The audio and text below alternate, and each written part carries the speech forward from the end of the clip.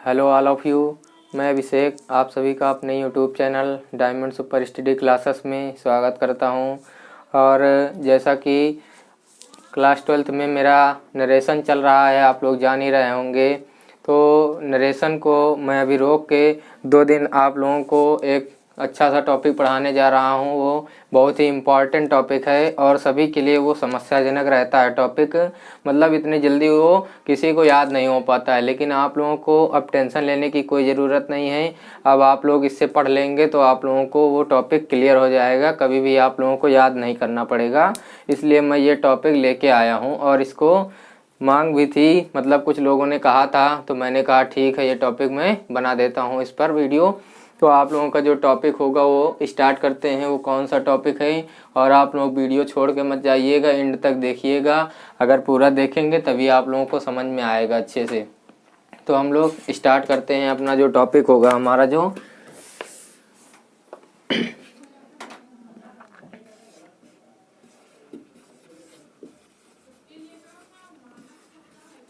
हमारा topic figures of speech पे है। ये आप लोगों को आज फिगर्स ऑफ स्पीच पढ़ना है और बस आप लोग अच्छे से बने रहिएगा। आप लोगों को फिगर्स ऑफ स्पीच बहुत ही अच्छे से समझ में आ जाएगा। तो आइए देखते हैं फिगर्स ऑफ स्पीच के बारे में कि इसमें क्या होता है। आखिरकार कि बहुत से लोग डर जाते हैं कि ये फिगर्स ऑफ स्पीच बहुत ही भयावह है, मतलब कि दिक्कत होती है, दिक्कत करता है सभी लोगों को। तो अब दिक्कत लेने की कोई ज़रूरत नहीं है। तो देखिए, आप लोगों ने फिगर्स ऑफ स्पीच के बारे में पहले से पढ़ा है, लेकिन आप लोग जानते नहीं हैं। फिगर्स ऑफ स्पीच को हम लोग हिंदी में अलंकार कहते हैं। फिगर्स ऑफ स्पीच को हम लोग हिंदी में अलंकार कहते हैं। तो हम लोग इसको यहाँ पे अलंकार लिख देंगे। अलंकार भैया लोग सभी लोगों ने पढ़ा है। अलंकार ऐसा कोई नहीं हो सकता है जो पढ़ा ना हो, शुरू से पढ़ते आ रहे हैं आप लोग अलंकार। तो यहाँ पर कुछ चेंज है, उसमें का हिंदी का चेंज है, लेकिन इंग्लिश में भी चेंज है। तो हम लोग इंग्लिश वाला हम लोगों को पढ़ना है जिस हिसाब से इंग्लिश में दिया गया है। तो आइए आप लोगों को देखते हैं। और हाँ, आप लोगों को एक और बात बता दें कि ये क्वेश्चन पूछा जाएगा फिगर्स ऑफ स्पीच से, तो आप लोगों को एक डिफिनेशन लिखने के लिए दी जाएगी, एक अलंकार दे दिया जाएगा फिगर्स ऑफ स्पीच, और उसकी डिफिनेशन लिख के आप लोगों को एग्जाम्पल देना रहेगा। और एक ऐसा एक क्वेश्चन और आएगा कि जिसमें एग्जाम्पल दे दिया जाएगा, आप लोगों को उसका फिगर्स ऑफ स्पीच पहचान के लिखना रहेगा। ठीक, तो आइए हम लोग देखते हैं फिगर्स ऑफ स्पीच में। इसकी जब आप लोगों को मैं परिभाषा बता दूं, डिफिनेशन बता दूं, तो मैं इंग्लिश में आप लोगों को डिफिनेशन लिख के बताता हूं। देख लीजिए इंग्लिश में क्या होती है। Figures of speech are like the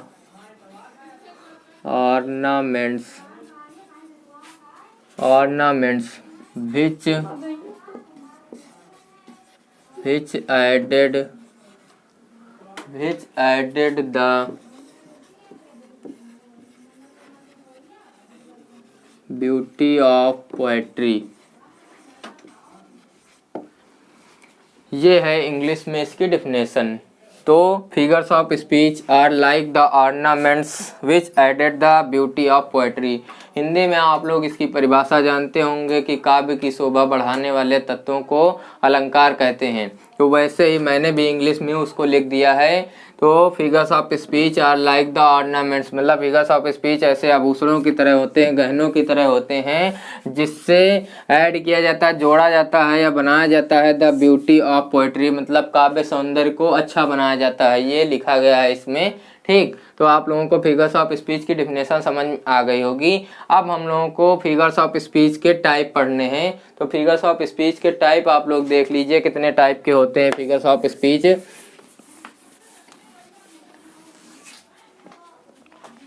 there are 7 types of figures of speech, मतलब कि ये कितने टाइप के होते हैं, 7 टाइप्स के फिगर्स ऑफ स्पीच होते हैं। तो हम लोगों को ये 7 टाइप डिटेल में पढ़ने हैं। इससे पहले हम लोग इसके नाम जानेंगे इन हिंदी एंड इंग्लिश। तो इंग्लिश में पहले लिख रहे हैं, उसके बाद मैं हिंदी में आप लोगों को बताऊंगा। उसके बाद मैं डिटेल में आप लोगों को एक एक अलंकार, एक एक फिगर्स ऑफ स्पीच के बारे में बताऊंगा। तो पहले हम लोग देख लेते हैं इनके नाम क्या क्या हैं। देखिए पहला हमारा नाम होता है सिमिली, पहला नाम क्या है हमारा सिमिली, और दूसरा हमारा है मेटाफर, दूसरा हमारा है मेटाफर, ठीक। और तीसरा हमारा पर्सनिफिकेशन होता है, पर्सनिफिकेशन। तीन आप लोगों को पता चल गए, सिमिली, मेटाफर, पर्सनिफिकेशन। और उसके बाद चौथा आप लोगों का होगा एपोस्ट्रॉफी, चौथा क्या होगा एपोस्ट्रॉफी, चौथा आप लोगों का एपोस्ट्रॉफी होगा, ठीक। और उसके बाद पांचवा होगा आपका ऑक्सीमोरन, पांचवा क्या होगा आप लोगों का ऑक्सीमोरन। और छठा आपका होता है हाइपरबोल, छठा क्या होता है हाइपरबोल, ठीक।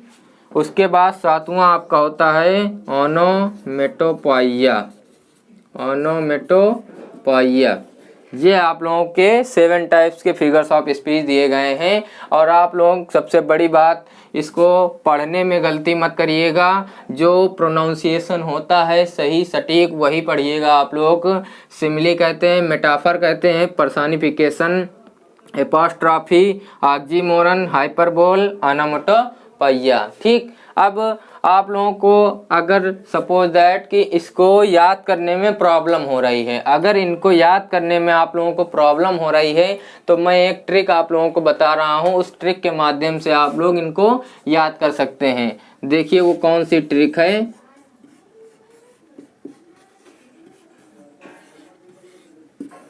ये आपकी ट्रिक है और ये आप लोग खुद पढ़ लिए होंगे कि क्या लिखा है। ये इंग्लिश में इसको लिखा है कि शैम्पू, इसको हम लोग क्या कहते हैं शैम्पू। तो आप लोग इसकी मदद से इसके सारे नाम याद कर सकते हैं। इसमें देख लीजिए 7 मतलब इसमें 7 लेटर्स दिए गए हैं और ये भी 7 ही होते हैं। तो देख लीजिए S for simile, H for hyperbole, हालांकि इधर उधर थोड़ा हो गया है बट इससे प्रॉब्लम कोई नहीं है। A for apostrophe, M for metaphor, P for personification, O for oxymoron और ओ फॉर ओनोमेटोपोइया।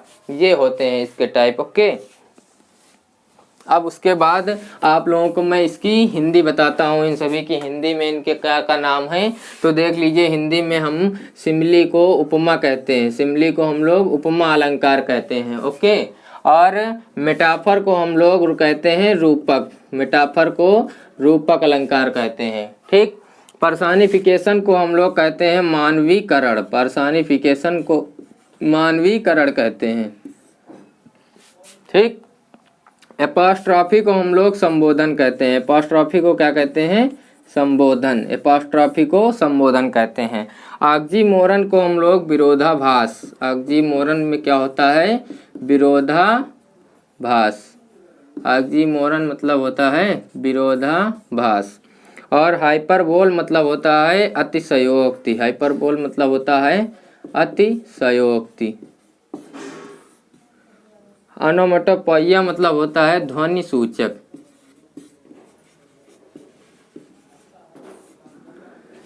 ये इनके हिंदी में नाम हो गए और आप लोगों को इनकी हिंदी में भी नाम पता चल गए हैं, ठीक। सिमिली को उपमा कहते हैं, मेटाफर को रूपक, पर्सनिफिकेशन को मानवीकरण, एपोस्ट्रॉफी को संबोधन, ऑक्सीमोरन को विरोधाभास, हाइपरबोल को अतिशयोक्ति और ओनोमेटोपोइया को ध्वनि सूचक कहते हैं।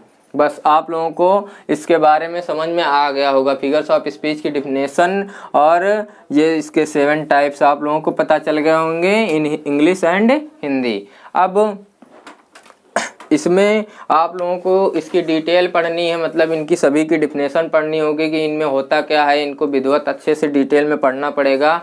लेकिन आप लोगों को इसको डिटेल में पढ़ने के लिए थोड़ा सा इंतज़ार करना पड़ेगा। बस मैं आज के वीडियो में इतना ही आप लोगों को बताऊंगा। जो मेरा ये पार्ट 1 है और नेक्स्ट वीडियो जो पार्ट 2 में जब मैं बनाऊँगा तब मैं इनको डिटेल में आप लोगों को पढ़ा दूँगा, क्योंकि इस तरह वीडियो लंबा हो जाएगा और समझ में कम आएगा। तो इसलिए आज सिर्फ फिगर्स ऑफ स्पीच की डिफिनेशन एंड उनके टाइप ही बताए हैं मैंने, ठीक। अब नेक्स्ट वीडियो जब बनेगा तो आप लोगों को ये इनका डिटेल मिल जाएगा, ठीक। बस आज के वीडियो में इतना ही, ओके, धन्यवाद।